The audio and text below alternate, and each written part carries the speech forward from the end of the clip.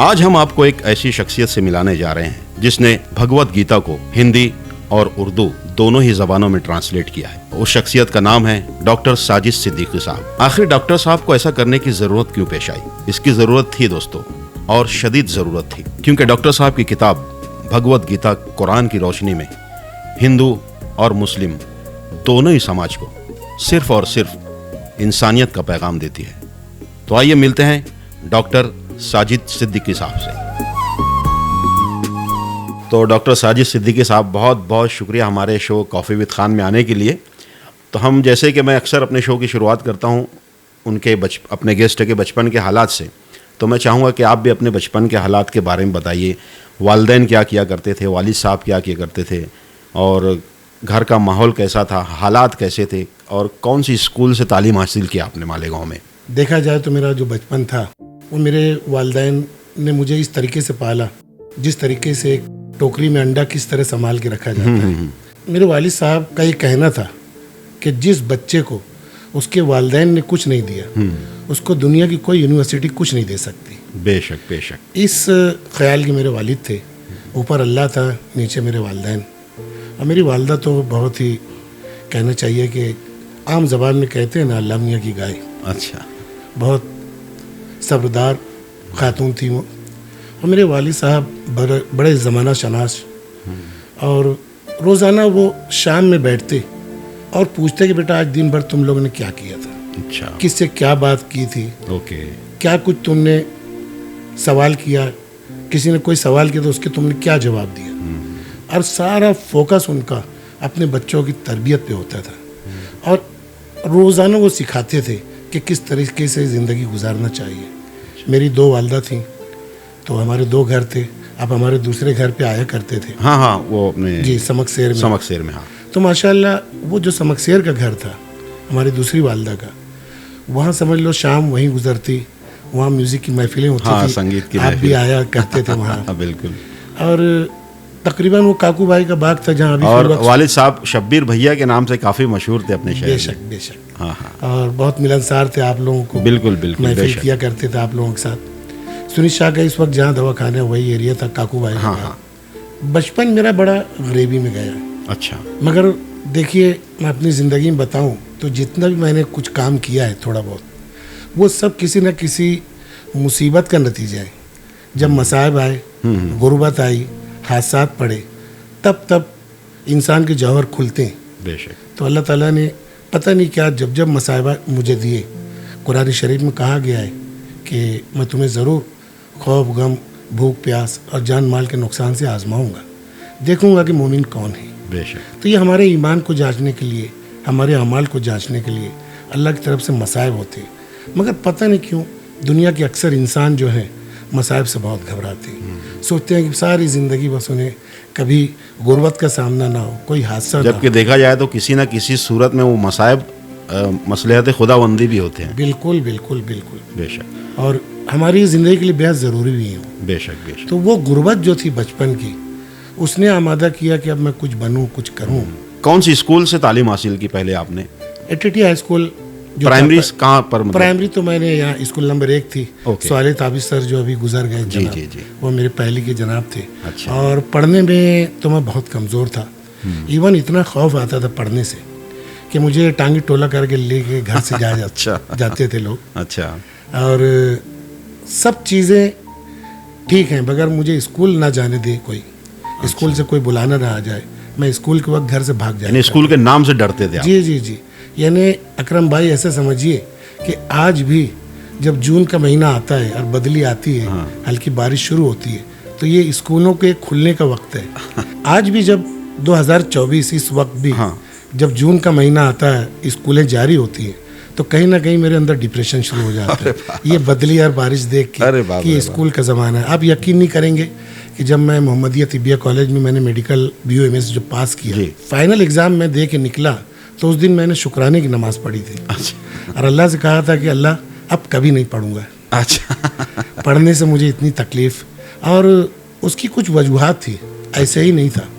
यानी वो जो वक्त था बचपन का, पहली दूसरी तीसरी का, स्कूल नंबर 1 का, तो उस वक्त मारा भी करते थे काफ़ी। टीचर्स। टीचर बड़े जनाब। सख्त हुआ करते और सख्त भी होते थे, और नहीं जाने पे फिर टांगी टोला करके ले जाया जाता। उठा के ले जाया था हाँ। घर से। तो ऐसा आपको कितनी बार लेकर गए होंगे सर? कुछ ही बार ऐसा हुआ अच्छा। है, मगर सवाल ताबिश जनाब थे, मेरे वाली साहब ड्रामा वगैरह लिखते थे, स्टोरी लिखते जी, थे, जी, जी। और अच्छे म्यूजिशियन थे। उनका बेहद अदब सवाल ताबिश जनाब किया करते थे, तो उस नाते से वो मुझे बड़े प्यार करते थे।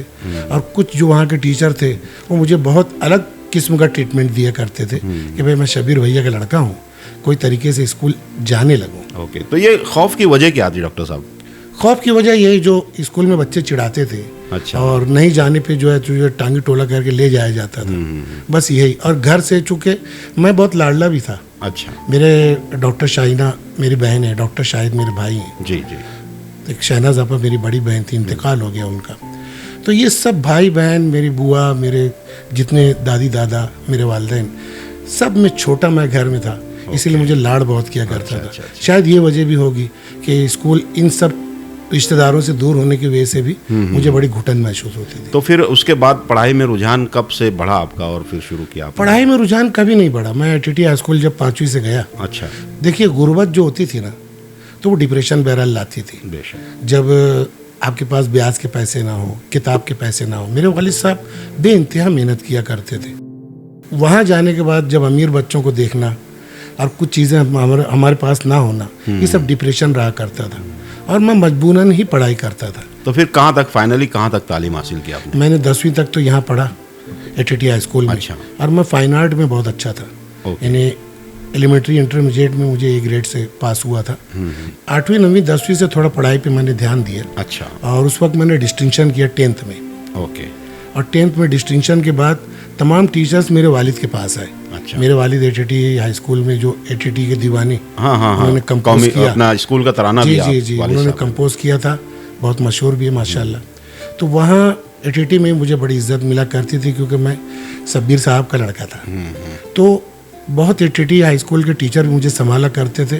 और फाइन आर्ट अच्छा होने से सब, जब मुझे डिस्टिंक्शन में मार्क्स मिली एसएससी में, तो सब मेरे वालिद के पास आए, इत्तिशाम सर, अतौर रहमान सर, कि यार बच्चे को फाइन आर्ट में डाला जाए बॉम्बे में। अच्छा। तो मेरे वालिद साहब ने कहा कि देखिए मैं गरीब ज़रूर हूँ, मगर मैं खुददार हूँ, मैं अपने बच्चे को बाहर अफोर्ड नहीं कर सकता।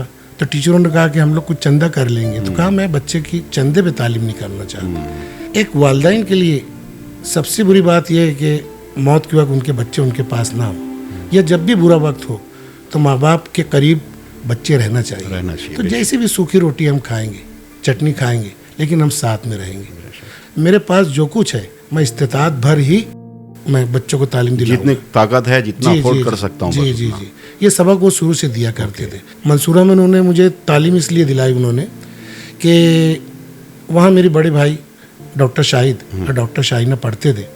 तो कहा कि देखो उनका उतरा हुआ एप्रन ये बच्चा पहन लेगा, उनकी सिलेबस की जो बुक है वो रखी हुई है, वही ये पढ़ लेगा, एक साथ ये बच्चा भी निकल जाएगा। तो ऐसे मुझे मजबूरन मेडिकल में डाला गया। अच्छा। मगर वहाँ भी इंतहाई हाई फाई और मॉड बच्चे बॉम्बे के, हाँ हाँ हाँ, और एक से एक गाड़ियों पे आते थे, और सब बिल्कुल हीरो हीरोइन उस वक्त के दिखाई देते थे।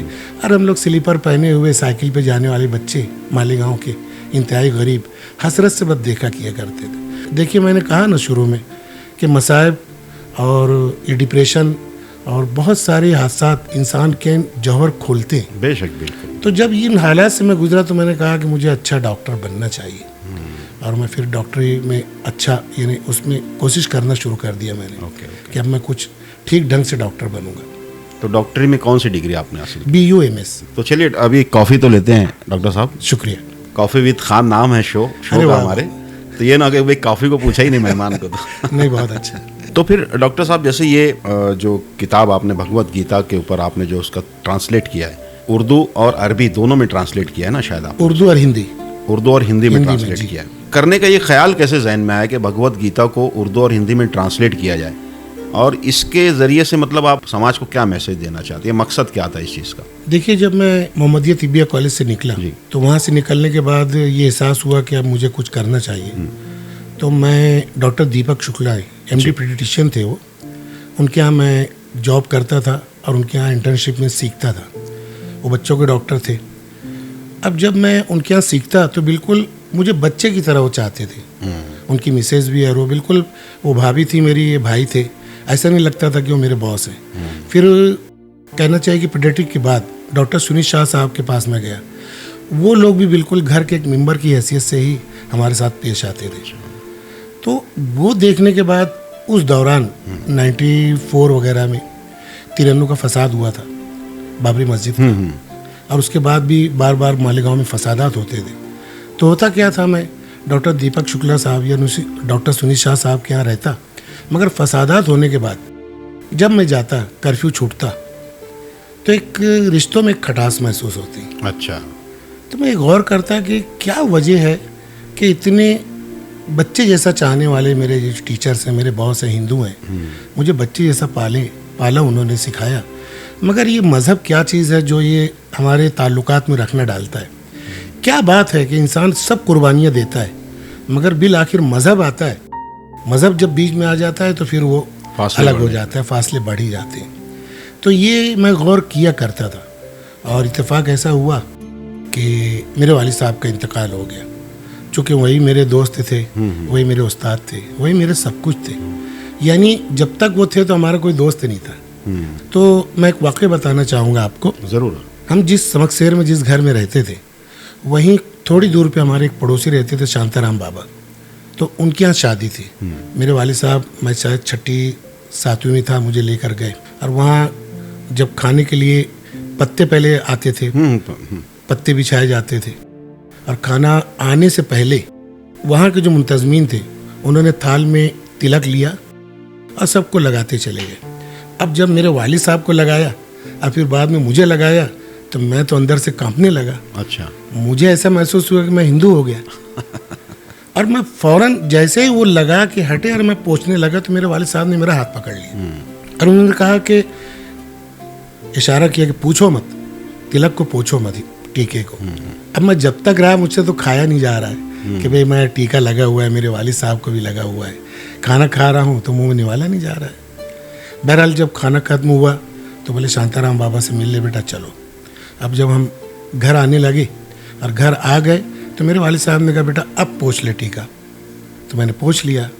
तब मेरे वालिद साहब ने सिखाया कि बेटा ये जो हिंदू मज़हब है, इनमें एक आदर का तरीका है, एहतराम का तरीका है, तिलक लगाना, टीका लगाना।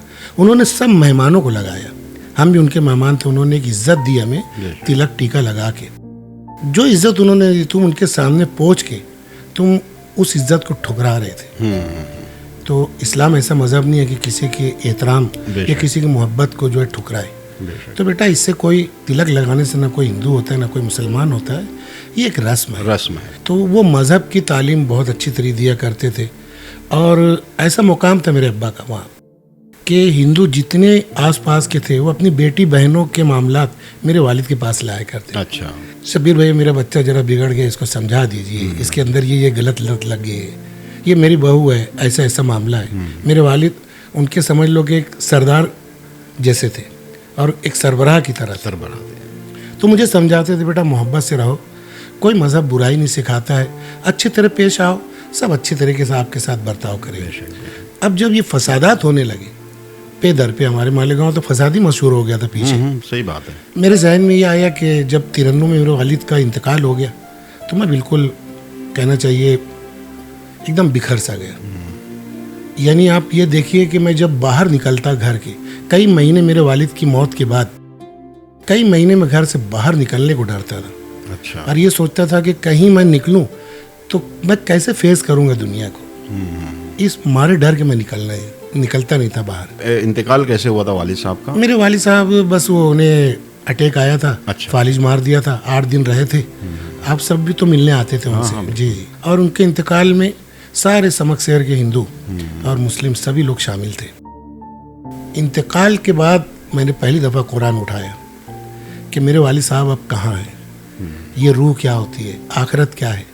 और ज़िंदगी भर तो हम गुर्बत में गुजर गए, और अब मैं जब डॉक्टर बन गया, मेरे वालिद साहब चले गए, मेरे वालिद साहब के लिए मैं क्या कर सकता हूँ। तब फिर मैंने कुरान शरीफ उठाया, कई तर्जुमे देखे, अलग अलग उलमा के तर्जुमे लाए, तफासिर लाई, कुछ समझ में नहीं आता था। बिल आखिर मेरे दोस्त खालिद भाई अब्दुल रहमान शेख साहब के साहबजादे, वो मेरे अच्छे गहरे दोस्त हैं आज भी, उन्होंने मौलाना मौदूदी साहब का तर्जुमानी कुरान ला के दिया। अच्छा। वो जब मैंने पढ़ा तो मुझे वो कुरान शरीफ समझने लगा। अब फिर मैं अल्हम्दुलिल्लाह जब मैंने कुरान शरीफ उठा लिया तो फिर रखा नहीं गया आज तक। फिर मैं उसमें गर्क हो गया। 12-15 साल तक मैं लगातार कुरान शरीफ पढ़ता रहा, समझता रहा। और ये कि मेरे वालिद साहब का अब आखिरत में क्या पोजीशन है, मैं उनके लिए दुनिया में रहते हुए आखिरत में क्या उनके लिए कर सकता हूँ। मेरे वालिद की मौत मेरे लिए दीन पर आने का सबब बन गई कि जब फसादात होने लगे, ये भी एक गमनाक मामला था।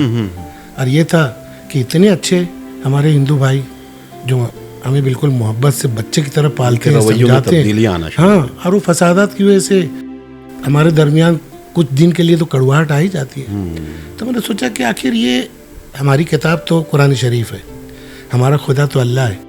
1 अरब हिंदू भाई बहनों की मजहबी किताब क्या है, इनका मजहब अलग क्यों है, इनका खुदा क्या अल्लाह है या कोई और है। अब मैं जब देखता हिंदू समाज को तो गणपति पे लोग नाचते नाचते मर जा रहे हैं, मतलब ये मज़हब है क्या। तो फिर मैंने गीता की तलाश शुरू की और सबसे पहली गीता जो था अभय शाह साहब जो हैं त्रिशधन वाले जी, मैंने उनसे कहा तो उन्होंने मुझे नासिक से ला के भगवत गीता दी। अब मैं जब हिंदी में पढ़ रहा हूँ तो ये कोशिश शुरू की कि असलन संस्कृत में क्या मानी है इसके, संस्कृत देखना चाहिए। जब मैं कुरान में अरबी देख के सीख रहा हूँ तो संस्कृत देखना चाहिए मुझे।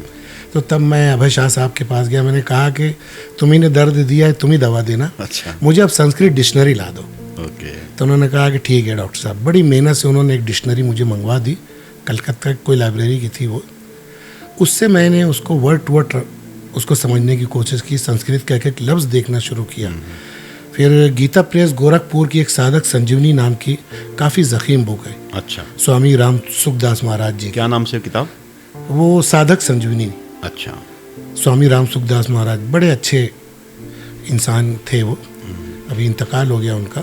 दुनिया में हर जगह पाई जाती है वो किताब। वो मैंने उसकी तफसीर पढ़ना शुरू की। और इसी तरह से जो इस्कॉन की गीता है स्वामी प्रभुपाद जी की गीता एज इट इज़, अच्छा, उसका मुताले शुरू किया। ओके। तो 12-15 साल तक तो कुरान शरीफ पढ़ रहा था। और बीच में बताना चाहूँगा कि जब कुरान शरीफ मैंने पढ़ना शुरू किया तो अचानक एक आयत मैंने देखी, वल खैल वल बिगाल वल हमीर अली तरकबुआ वजीना। मेरी ज़िंदगी में बता दीजिए। जी जी, उसका मतलब ये था, अल्लाह ताला सूरह अन-नहल की आयत है कि वल खैल वल बिगाल, कि हमने घोड़े गधे खच्चर इसलिए पैदा किए कि ऐ इंसानों तुम इनसे सवारी का काम लो। और वो ऐसी भी चीज़ें तख्लीक किया है उसने जो तुम जानते भी नहीं। और कुरान में बार बार आता है कि अल्लाह ताला ने जो चीज़ें पैदा की हैं सब बरहक हैं, सब परफेक्ट हैं। वो जो भी बनाता है अल्लाह ताला वो परफेक्ट है। तब मैंने गौर करना शुरू किया कि ये जो ग्लोबल वार्मिंग हो रही है, ये जो हमारी मशीनी जो सवारियाँ हैं, ये आखिर ये तो इंसान की मेन मेड है। अरे घोड़े गधे खच्चर बैल ये तो गवर्नमेंट चीज़ें। तो वो जो मैं डूबा फिर तो 10 साल तक मैं तकरीबन कुरान और इन्वायरमेंट पे काम करता रहा। इसके लिए क्या हुआ कि धीरे धीरे मैं इतना उसमें गर्क हुआ इन्वायरमेंट के मौजू पे और कुरान को लेकर कि जैसे मैंने अभी भगवत गीता कुरान की रोशनी में, तो इन्वायरमेंट कुरान की रोशनी में, अच्छा, ये मैंने थीसिस लिख डाली। ओके जी, वो पेश नहीं कर सका मैं। और इतना जुनून मुझ में आ गया कि बिल्कुल मैं सोचने लगा कि अब मैं कुदरती ज़िंदगी जीऊँगा और बिल्कुल इको फ्रेंडली ज़िंदगी जीऊँगा। अच्छा। इसके लिए मैं इस्लामपुरे में रहता था, मेरी शादी हो चुकी थी, बिल्कुल अभी पहला 2 बच्चे ही हुए थे मेरे। और मैं निकल गया फार्मेसी बिल्कुल आखिर गांव के, वहाँ मिट्टी का घर बनाया और वहाँ रहना शुरू किया। गाड़ी चलाता था, साइकिल चलाने लगा। रोशनी रात में अल्लाह ताला ने बार बार कहा है कि रात जो है सुकून के लिए, इसलिए मैंने इसे तारीक बनाया, और दिन काम के लिए, इसलिए मैंने दिन को रोशन बनाया। तो मैं एकदम छोटा सा लाइट लगाता था और कम से कम बिजली पे रहने की मैंने शुरुआत की। और 3-4 साल में बिल्कुल नेचर पे रहा। अच्छा। नेचर और फितरत मेरा मौजू हो गया था। 1994 में जो मैंने एनवायरनमेंट पे जो शुरू किया था कुरान की रोशनी में काम, तो वो मज़ा का खैज़ था। अच्छा। लेकिन आप देखेंगे कि अभी ध्रुव राठी जो बहुत ही मकबूल है, उन्होंने खुद अभी एक वीडियो बनाया है, बैंड इट, कि जब तक ये गाड़ियाँ, हवाई जहाज़ और ये पेट्रोल और सोलार और इलेक्ट्रिक से चलने वाली गाड़ियाँ बंद नहीं होगी, ये दुनिया का एनवायरनमेंट सही नहीं हो सकता। और उसमें सभी स्कॉलर्स, पेरिस में बहुत बड़ी इन्वायरमेंट पर कॉन्फ्रेंस होती है। अच्छा। सबसे बड़ी, जिसमें 300 ममालिक सबसे ज़्यादा इसी कॉन्फ्रेंस में अटेंड करते हैं। सबका मकसद यही होता है कि जितना कुछ है गॉड मेड हम इस्तेमाल करें और मेन मेड चीज़ों को हमें ख़त्म करना होगा। ख़ास तौर पे ये गाड़ियों को दुर्गा राठी साहब ने कहा कि इसको बैन कर देना चाहिए।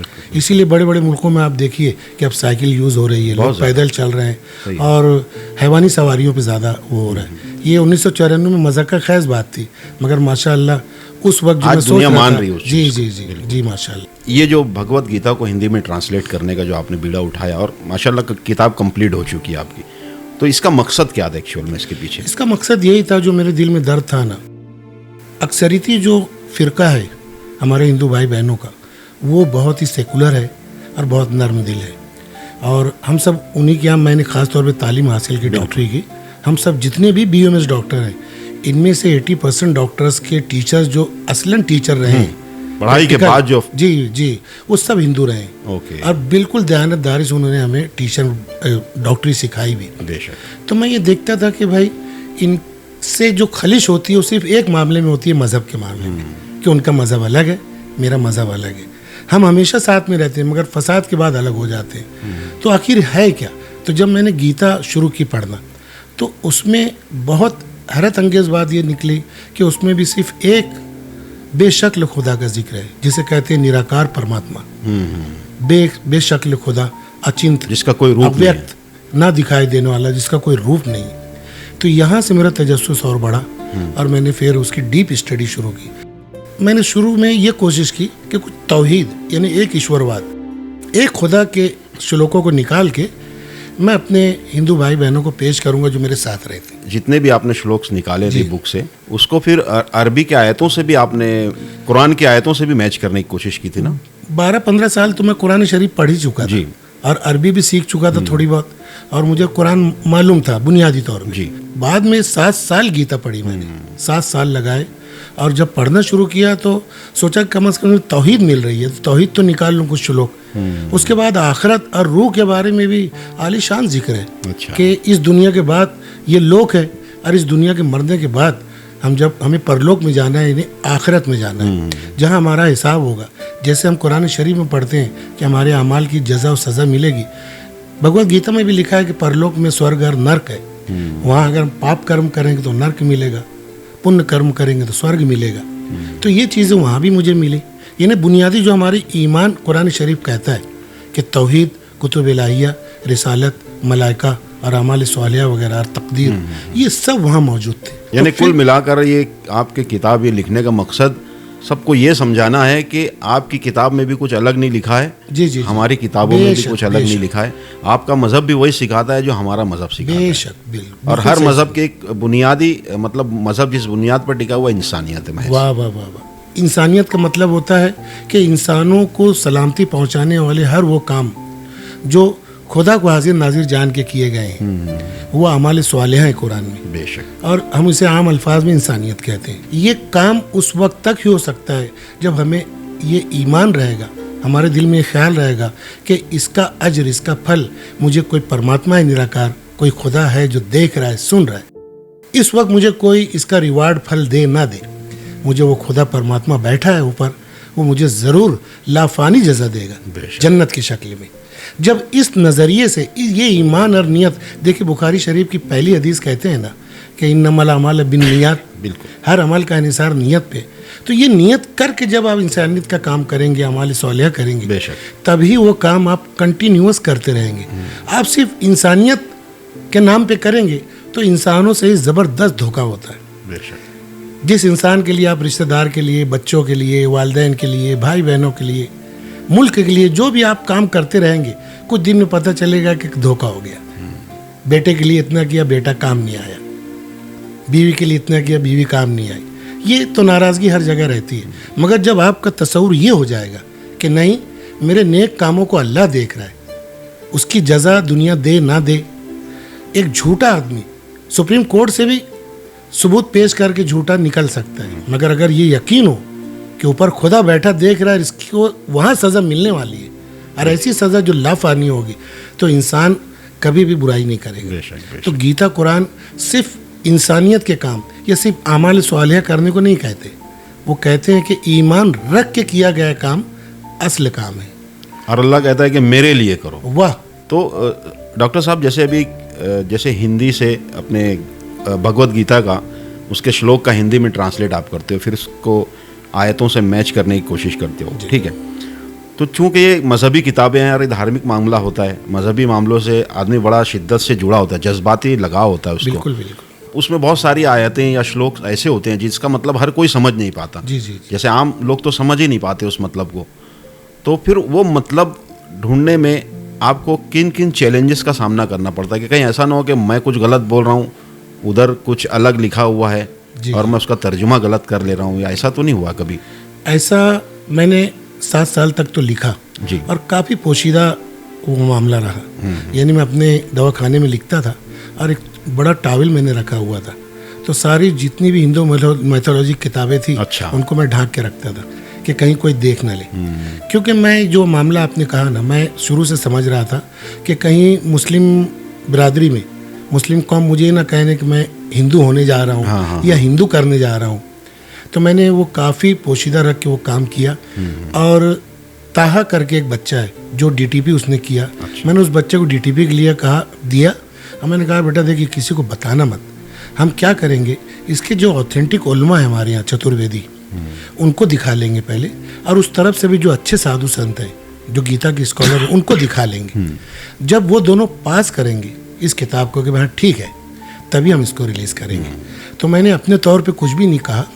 मैंने साधक संजीवनी ली जो स्वामी राम सुखदास महाराज जी की थी, और इस तरफ से इस्कॉन की जो थी स्वामी प्रभुपाद जी की, वो गीता, उन्हीं के तर्जुमों को रख के और संस्कृत डिक्शनरी को रख के कुरान से करीब तरीन क्या तर्जुमा हो सकता है, यानी आप देखेंगे उनके तर्जुमे भी पढ़ेंगे तो सिर्फ अल्फाज के इस्तेमाल में आपको फ़र्क लगेगा। बराबर। तो मैंने क्या किया, एक ऐसा फ्लेवर में वो गीता लिखी कि बिल्कुल एक कुरान पढ़ने वाले इंसान को लगेगा कि मैं बिल्कुल कुरान जैसी ही कोई किताब है। तो फ्लेवर मैंने बदल दिया, बिल्कुल कुरानी पैराए में, कुरान के उसलूब में, कुरानी नज़रिए से मैंने अल्फाज इस्तेमाल करते हुए उसको तर्जुमा कर दिया।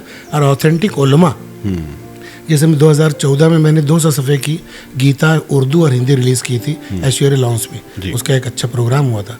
तो देवबंद से जो मौलाना शाहीन जमाली चतुर्वेदी साहब आए थे, तो उन्होंने उसमें मुकदमा लिखा था। और जो हिंदी बुक थी तो डॉक्टर रेखा व्यास जी जो चारों वेदों की मुतरज्जिम थी, अच्छा, उन्होंने किताब को पढ़ा, अपना मुकदमा लिखा उस पर, और उसके इजरा के लिए वो मालेगांव आई थी। तो मैंने ऑथेंटिक उलमा, ऑथेंटिक जो हिंदू स्कॉलर्स थे, उन लोगों को दिखा के फिर एक किताब इसको फाइनल फिर आपने रिलीज किया। जी। तो डॉक्टर साहब, आपने जो ये किताब लिखी, इसका नाम क्या रखा आपने? अब ये 600 सफ़ात की किताब है, जिसमें उर्दू तो तर्जुमा है, आसान तर्जुमानी है, और उसके बाद फिर संस्कृत श्लोक हैं ओरिजिनल गीता के, और हर श्लोक में कितने संस्कृत वर्ड्स हैं, हर वर्ड के उर्दू में क्या मानी होना चाहिए, वो मैंने पूरा वर्ड ट्रांसलेशन के साथ 600 सफ़े में उर्दू, भगवत गीता कुरान की रोशनी में, इस नाम से भगवत गीता कुरान की रोशनी में, और इसी तरीके से हिंदी में है भगवत गीता कुरान के प्रकाश में, उसमें भी हिंदी तर्जुमा और साथ में वर्ड टू वर्ड ट्रांसलेशन है। तो टोटल ऐसे कितने श्लोक आपने लिए भगवत गीता से? पूरे मुकम्मल भगवत गीता है 700 कंप्लीट। जी जी जी। 18 अध्याय हैं, यानी 18 चैप्टर हैं, जिसे हम बाब कहते हैं, सबक कहते हैं, और 18 अध्याय के अंदर 700 श्लोक है, मुकम्मल भगवत गीता है वो। भगवत गीता कुरान की रोशनी में आपकी कौन सी ऑडियंस को आप टारगेट करना चाहते हैं अपनी किताब? इसमें अकरम भाई ऐसा है कि हमारे यहाँ मुल्क की अक्सरियत जो है हमारे हिंदू मज़हब के हैं जी, और हम अकलियत में हम मुस्लिम आते हैं, तो कम से कम ये जो हमारे दरमियान जो नफ़रतें हैं, जो हमारे दरमियान अक्सर फसादात होते हैं, और इस वक्त मुल्क के जो हालात हैं, ख़ास तौर पे एक हिंदुत्व का नारा मार कर ही जो है सियासत भी सब खेली जाती है, और उसकी वजह से नफ़रतें बढ़ती जा रही हैं। कि अभी जब मैं उलमा कराम को भी जब मैं पेश किया तो कई उलमा तो रो पड़े, और उन्होंने कहा डॉक्टर साहब ये 5000 साल पहले ये किताब यहाँ थी और अभी तक ये काम क्यों नहीं हुआ, काश ये अगर पहले हो जाता तो हमारे दरमियान इतनी नफ़रतें नहीं होती। और यही बात हमारे हिंदू भाई बहनों का भी है। वो स्कॉलर्स भी कुछ ऐसे हैं जो समझते हैं कि इस्लाम बिल्कुल हिंदुत्व का दुश्मन है, तो उन्हें भी ये पैगाम जाए कि नहीं भाई, किताब में तो कोई फ़र्क नहीं है, फ़र्क है तो हमारी अपनी सोच में, हमारे अपने एजेंडे में फ़र्क है। बहुत सारे मज़ाहिब हैं हमारी दुनिया में, तो आपने महज भगवत गीता को ही क्यों चुना इसके लिए? मैंने अभी आपको कहा ना अकरम भाई कि यहाँ हमारा मुल्क में 1 अरब हिंदू भाई बहन रहते हैं, हम उन्हें नज़रअंदाज नहीं कर सकते। कुछ उलमा कराम ने ऐसे कुछ हराम करार दे दिया कि दूसरे मज़ाहिब की हम किताब पढ़ ही नहीं सकते, और उसका नतीजा क्या हुआ कि हमने 1 अरब हिंदू भाई बहनों के मजहबी किताब को नज़रअंदाज कर दिया। वो जो कर रहे थे उसी को हिंदुत्व समझ लिया, और उसकी वजह से हम उनसे नफरत करने लगे। हर मज़हब में है कि असली किताब के जो मैसेज होता है उसे छोड़कर एक अजीब किस्म की एक रस्मी मज़हब बन जाता है। तो हमारे सामने जो है, खुद हम मुसलमानों का भी यही हाल हो गया है थोड़ा बहुत, कि असली हम कुरान शरीफ को भी समझ के नहीं पढ़ रहे हैं और अलग अलग मसलों फ़िरक़ों में बटे हुए हैं। तो हमें उसकी रूट देखना चाहिए। अगर MBBS में आप जा रहे हैं, किसी कॉलेज में अगर MBBS के कॉलेज में कुछ बच्चे झगड़ लें, तो आप ये नहीं कहोगे कि MBBS का कोर्स बंद कर दिया जाए। वो कुछ बच्चों का कसूर है जिन्होंने झगड़ा किया उस कॉलेज में। MBBS के सिलेबस में कोई ख़राबी नहीं है, बराबर उनके पास जो ग्रंथ है उसमें कोई ख़राबी नहीं है, और हमारे पास कुरान शरीफ में भी कतई वो नफ़रत नहीं सिखाता है। मगर हमारे हिंदू भाई बहनों का आजकल एक अजीब जहन कुछ लोगों का हो गया है कि शायद बना दिया गया, बिल्कुल बना दिया गया है, बिल्कुल कि वो बस इसमें जिहाद है, इसमें कहते हैं काफिरों को मारो काटो जब भी तुम जन्नत में जाओगे। ये किस्म का झूठ है, एक बिला वजह का प्रोपेगेंडा है वो।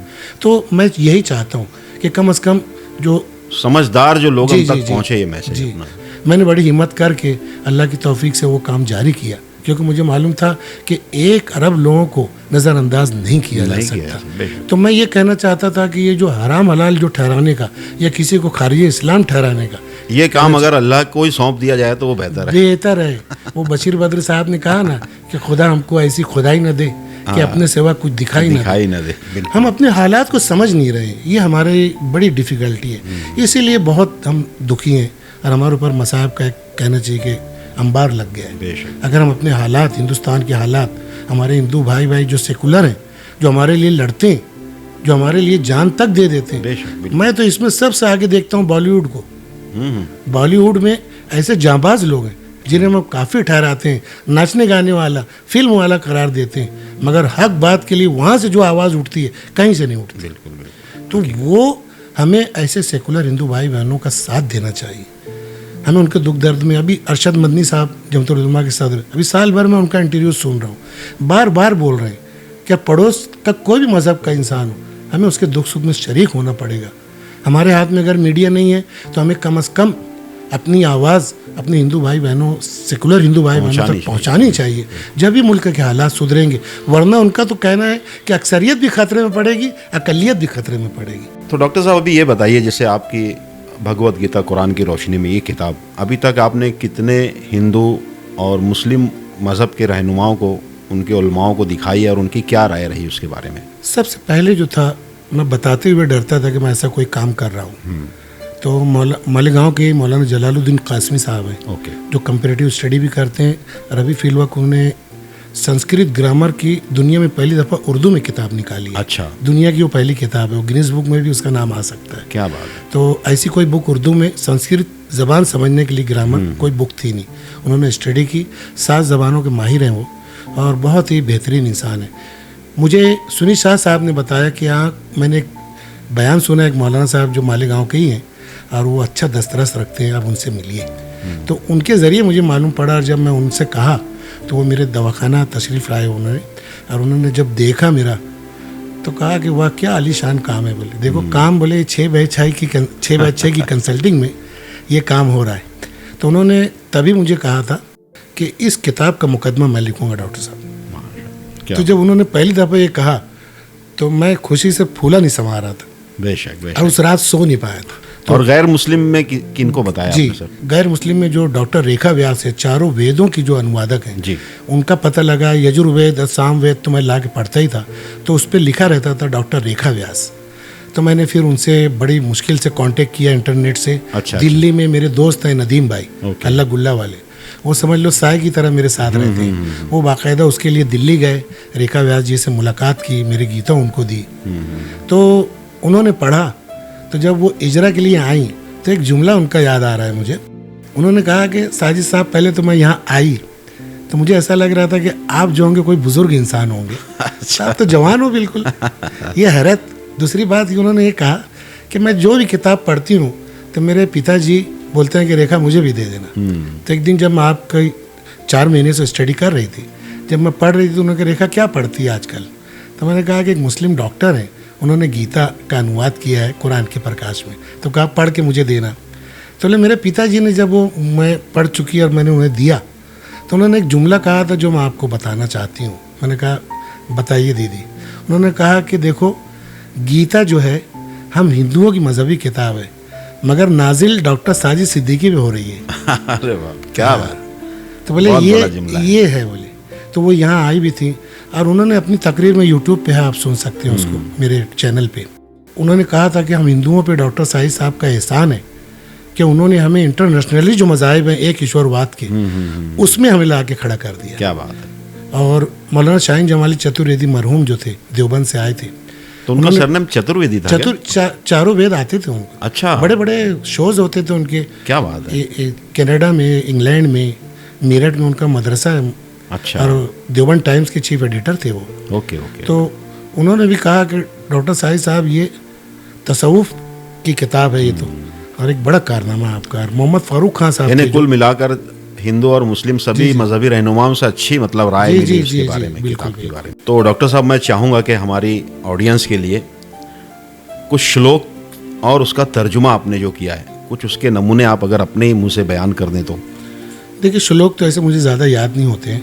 मैंने सारा जोर ये दिया कि बजाय ये कि रटूं या खूब अपनी खिताबत का जोर लोगों को बताऊं, मैंने उसके समझने और उस पर अमल करने पे बहुत जोर दिया। फिर भी गीता के 8वें अध्याय का जो 66वां श्लोक है बहुत आलीशान श्लोक है। सर्वधर्मान परित्यज्य माम एकम शरणम वर्ज, सर्वधर्मान परित्यज्य माम एकम शरणम वर्ज, अहम तवाम सर्व पापै मोक्षयिष्यामि मां शुचा। इसका तर्जुमा ये है कि सर्वधर्मान, धर्म तो आप समझते हैं, सर्व यानी सब, सर्वधर्मान परित्यज्य, सब अदियान को, सब मजाहिब को छोड़ दो। सर्वधर्मान परित्यज्य माम एकम शरणम वर्ज, मेरे एक खुदा के दीन को अपना लो, मेरे एक खुदा की पनाह में आ जाओ। तो क्या होगा? अहम तवाम सर्व पापै मोक्षयिष्यामि। जब तुम एक खुदा की पनाह में आ जाओगे, एक खुदा का दीन, सब बातिल अदियान को छोड़ के इख्तियार कर लोगे, तो क्या होगा? अहम तवाम सर्व पापै मोक्षयिष्यामि, तुम्हारे सब पाप, तुम्हारे सब गुनाह और तुम्हारा सब खौफ दूर हो जाएगा। आखिर में कहते हैं खुदा कि माँ सोचा, सोचना नहीं, दीगर खुदाओं को छोड़ते वक्त, दीगर झूठे अदियान को छोड़ते वक्त, झूठे मज़ाहिब को छोड़ते वक्त कुछ मत सोचना, डरना मत, सोचना मत, बस मुझे खुदा की पनाह में आ जाओ तो मैं तुम्हारे सब खौफ और गम और मुसीबतें दूर कर दूंगा। क्या बात ये है। और ऐसे ही कहा गया है, मया ततम इदम सर्व जगत अव्यक्त मूर्तिना मत स्थानी सर्वभूतानी न चाहम तेसो अवस्थिता। मया ततम इदम, मुझ द्वारा ये पूरी दुनिया का फैलाव है। तो इसमें कहा गया मया ततम इदम अव्यक्त मूर्तिना, अव्यक्त कहते हैं ना दिखाई देने वाली, मूर्ति आप जानते हैं, अव्यक्त मूर्ति ना, मुझे खुदा की कोई मूर्ति नहीं है और उसी के जरिए, बेमूर्ति खुदा के जरिए इस दुनिया का फैलाव है। ये बाकायदा इसमें कहा गया है। क्या बात। मत स्थानी सर्वभूतानी, मत स्थानी, मेरे जरिए कायम है सब मखलूकात। मत स्थानी सर्वभूतानी न चाहम तेसो अवस्थित, मैं किसी मखलूक के जैसा नहीं हूँ और मैं किसी मखलूक में मौजूद भी नहीं हूँ। कुरान शरीफ में कहा गया अल्लाह समद, वो किसी के जैसा नहीं है। गीता कहती है कि वो अनुपम है, अचिंत है, अजन्मा है, अविनाशी है। कुरान भी कहता है कि कुल अल्लाहु अहद अल्लाहु समद लम यलिद व लम यूलद। सारी वही सिफात है बुनियादी जो कुरान शरीफ में है और गीता में भी बिल्कुल वही है। तो ये किताब लिखने में कितना वक्त गया? 7 साल लग गया। 7 साल? जी जी जी, मुसलसल 7 साल जी। 12 साल, 12 से 15 साल कुरान शरीफ लगा, 7 साल ये लगा। और जब से उसकी डीटीपी में बड़ी परेशानी आई मुझे। अच्छा। क्योंकि वो ताहा जो बच्चा है कारवां, वो ना होता, उस बच्चे ने बड़ी मेहनत की अल्लाह वास्ते कि संस्कृत बाकायदा लिखना, हर एक का वर्ड टू वर्ड लिखना, वो ना हिंदू भी नहीं लिख पा रहे थे। अच्छा। तो उस बच्चे ने लिखी। जी जी। क्या बात। और मेरे साथ एक बच्चा और रहता है कामरान, उसने भी डीटीपी में बड़ा कमाल दिखाया। उसमें बहुत लोगों ने मदद की इसमें माशाल्लाह। भगवत गीता कुरान की रोशनी में इस किताब से क्या उम्मीदें हैं आपको? उम्मीद तो मुझे अल्लाह से है, और ज़रूर ये किताब अब जब रिलीज़ हो रही है 2024 में जी, इसमें मैं बताऊंगा कि इसमें मेरा कुछ भी नहीं है, ये सब अल्लाह ने ही उसका मंसूबा था। बेशक। और अब ये जो किताब लिख गई है, तो शायद अभी मुफ्ती इस्माइल साहब आए थे मेरे दवाखाने, तो उन्होंने कहा कि डॉक्टर साहब ये जो किताब है शायद इसी वक्त के लिए थी, और अब जो मुनाफरत फैल रही है देश में, तो बहुत ज़रूरी हो गया है कि हर शख्स अपने मज़हब की किताब को ही मुस्तनद जानता है। उसकी मुस्तनद किताब से अगर हम कोई चीज़ उसको समझाएंगे तो ही वो समझेगा। बिल्कुल। हम किसी को भी, किसी ईसाई या हिंदू को हम कुरान शरीफ बताएंगे कि जी इसमें ये लिखा है तू ये कर, वो कभी नहीं करने वाला। तो मुफ्ती इस्माइल साहब ने कहा कि डॉक्टर साहब बहुत बरवक्त आपने ये तो अभी रिलीज़ ये किया। किताब का इजरा कब होने वाला है आपकी? ये इंशाल्लाह 27 अक्टूबर 2024 इतवार का दिन मतलब ये 2-3 दिन के बाद ही है? जी बिल्कुल बिल्कुल, ओके ओके, बिल्कुल Very good। इंशाल्लाह इंशाल्लाह। तो इसमें कौन कौन आ रहे हैं खास मेहमान? सबसे बड़ा तो देखिए, जब मैंने इसका ऑडियो वीडियो भी तैयार किया उर्दू वाली गीता जो है, उसका मैंने यूट्यूब के लिए पूरे अच्छा, तो 18 आपके अध्याय- चैनल का नाम क्या है डॉक्टर साहब? गीता कुरान सिमिलरिटीज़। दोस्तों, गीता कुरान सिमिलरिटीज़ नाम से यूट्यूब चैनल है डॉक्टर साहब का। आप चैनल पे भी विज़िट कीजिए और देखिए, उस पर भी बहुत सारी दीनी और गीता और भगवत गीता के ताल्लुक़ से बहुत सारी अच्छी मालूमात आपको उस पर मिल जाएगी। तो हाँ सर, गेस्ट कौन कौन आ रहे हैं अभी आपके? उसमें उज्ज्वल कापड़निस डॉक्टर जो हैं वो बहुत मेरे भाई के समान है। जब मैंने उनको क्लिप दिखाई वीडियो, तो उन्होंने कहा तो एक इंटरनेशनल काम है डॉक्टर साहब, आप मालेगांव में क्यों रिलीज़ कर रहे हैं? चलो दिल्ली में इसको, जो सबसे बड़े साधुओं का सम्मेलन होता है 2 दिसंबर में, उसमें रिलीज़ करते हैं इसको। अच्छा। तो मैंने कहा कि अरे मालेगांव हमारा है, मालेगांव के लोगों ने इसमें साथ दिया है। मालेगांव के जितने मुखैर हजरात हैं उन लोगों ने इसमें काफ़ी कुछ मदद की है मेरी, और उलमा ने भी बहुत साथ दिया है। मौलाना उमरान साहब हमेशा वो तो बहुत दुआएं देते हैं। जब मैंने उनसे कहा कि आपको इसमें बहैसियत मेहमान आना है, तो उन्होंने कहा कि आपने तो मुझे बहैसियत मेहमान बुलाया, इसमें अगर मुझे कुर्सियाँ भी साफ़ करना होती तो मैं आता। क्या बात है, क्योंकि ये मिन जानिबिल्लाह है डॉक्टर साहब, बेशक। अच्छा काम है। डॉक्टर उज्ज्वल कापड़निस, तो मैंने कहा कि इस वक्त आपकी जो ब्रह्म कुमारी प्रजापति, जो जिसमें सब स्कॉलर्स होते हैं, इसमें हमारे उज्ज्वल कापड़निस साहब भी हैं हेड, और मल्हार देश पांडे साहब हैं, अब बड़े बड़े जज रिटायर्ड वकला सब होते हैं। तो उन्होंने कहा कि अभी फिल वक्त दिल्ली में हमारी वीना दीदी हैं, जिनका 500 सिर्फ प्रवचन है यूट्यूब पे गीता पे, वो संस्कृत गीता की हाफसा है, और उसी के साथ साथ संस्कृत ग्रामर की माहिर हैं। वो भी आ रही हैं क्या? आ रही हैं, उनके हाथ से ही इंशाल्लाह मेरे चैनल पे ये क्या अपलोड होगा। बहुत अच्छी बात। और उर्दू गीता तो जलालुद्दीन कासमी के हाथ से इजरा हो रहा है, और जो हिंदी गीता है उसका इजरा निरंकारी एक समाज है यहाँ, जो तकरीबन 17.5 करोड़ लोग हैं, और 1 करोड़ लोग सिर्फ दिल्ली में नवंबर में जमा होते हैं। वो भी सिर्फ एक निराकार परमात्मा को ही मानते हैं, और अमाल स्वालिया सबके साथ अच्छा बर्ताव करो, अच्छा सुलूक करो, इंसानियत से रहो, इसकी तालीम वो देते हैं। तो इनके जो महाराष्ट्र के सबसे बड़े हेड हैं जनार्दन पाटिल साहब और गुलाब पांजवानी साहब, वो हिंदी गीता की इजरा के लिए आ रहे हैं। और सुनील क्लासने साहब हमारे साबिक एसपी, वो टाइटल का इजरा करेंगे। और संस्कृत के प्रोफेसर हैं प्रोफेसर खैरनार साहब, जिन्हें गोल्ड मेडल मिला संस्कृत में, उन्होंने भी मुकदमा लिखा है मेरी किताब पे। अच्छा। अब पूरा ग्रामर उन्होंने उसको चेक किया है। तो मैंने कहा कि देखिए ग्रामर में कोई मेरे ऊपर आया तो सर आपकी तरफ भेज दूंगा, तो कहा बिल्कुल भेज देना। तो उनके हाथ से जो रहेगा हिंदी टाइटल जो रहेगा उसकी नकाब कुशाई होगी। ओके ओके जी, यानी माशाल्लाह काफ़ी बहुत ही अल्हम्दुलिल्लाह दिग्गज लोग आ रहे हैं, मतलब बहुत लीजेंड सब आ रहे हैं उसमें। एक बात अगर मैं नहीं बोलूँगा तो बहुत बड़ी हक तलफी होगी, वो ये कि ये किताब जब मैं बना रहा था 2016 में ये मुकम्मल हो चुकी थी मेरे पास। ये तो ऑडियो वीडियो बनाने में टाइम लग गया, तो मेरे पास इतना पैसा नहीं था कि मैं इसको छाप सकूं। तो मुझे पता चला इसाक सेठ जरी वाले हैं, वहाँ पे मौलाना गुलाम मोहम्मद वसानी साहब आए हुए हैं। Okay okay. तो मैं गया तो इसाक सेठ कहने लगे कि अरे वो तो बहुत बीमार हैं, ज़िया सर जो हैं तो वो गए हुए हैं डॉक्टर लाने, और उन्होंने मना किया किसी को यहाँ आने दिया जाए विजिटर्स को। फिर भी इसाक सेठ भी बहुत मुझसे मोहब्बत रखते हैं, उन्होंने कहा अरे चलो डॉक्टर साहब बात करेंगे उनसे। तो वो लेटे हुए थे मौलाना गुलाम मोहम्मद वसानी साहब। तो इसाक सेठ ने कहा देखिए डॉक्टर साहब हमारे मालेगांव के, और इन्होंने भगवत गीता लिखी है, और ये दवाखाना कम चलाते हैं, यही सब काम करते रहते हैं, ज़रा देखो मौलाना क्या। तो बीमार थे मौलाना साहब, मगर उठ के बैठे और उन्होंने सब किताब देखी, संस्कृत श्लोक देखे, और मुझे कुछ नहीं कहा।